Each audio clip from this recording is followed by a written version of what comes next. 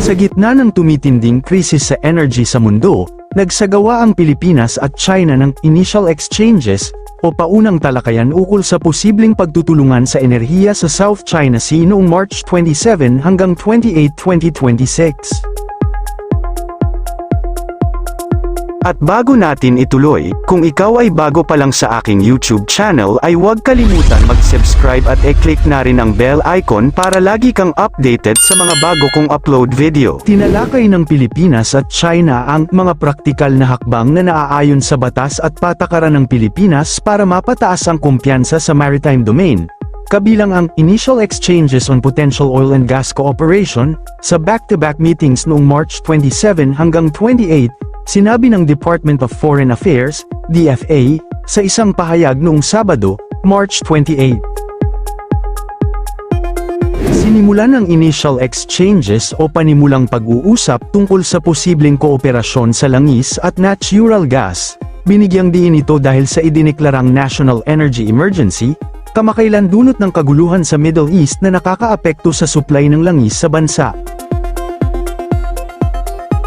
Ang pagtitipon ay naganap sa Chenzhou, Fujian, China bilang bahagi ng 24th Foreign Ministry Consultations, FMC, at 11th Bilateral Consultation Mechanism, BCM, ngayong buwang ito 27 hanggang 28, 2026.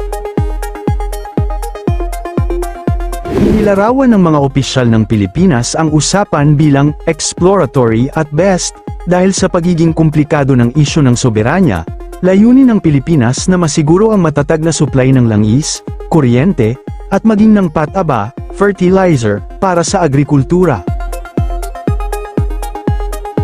Iginiit ng Maynila ang pagsunod sa 1982 UNCLOS at ang 2016 Arbitral Award.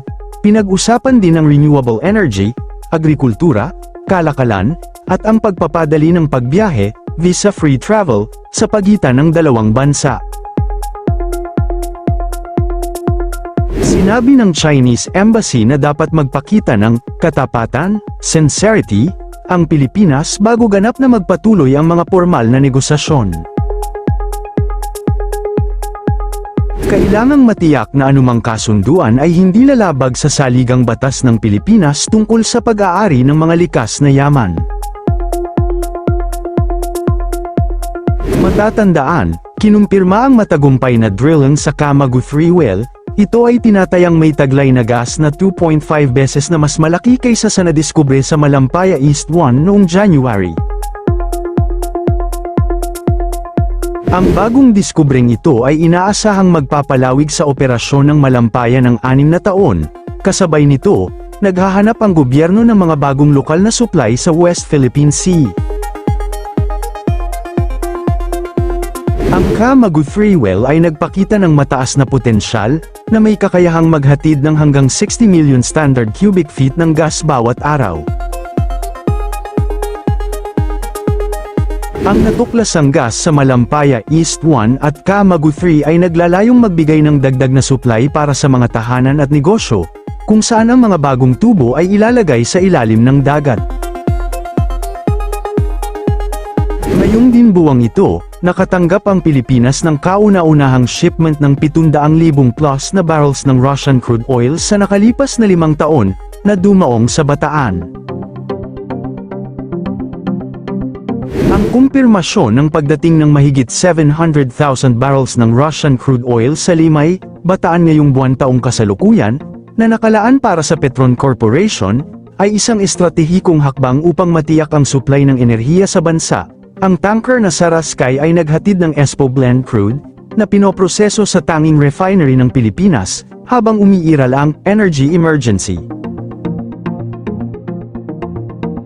Ang crudo ay dinala ng tanker na Saraskay, na may bandila ng Sierra Leone. Ito ay naglayag mula sa Kozmino Port sa Russia. Ang shipment ay naglalaman ng tinatayang 100,000 tonelada, o mahigit 700,000 barrels, ng crudo.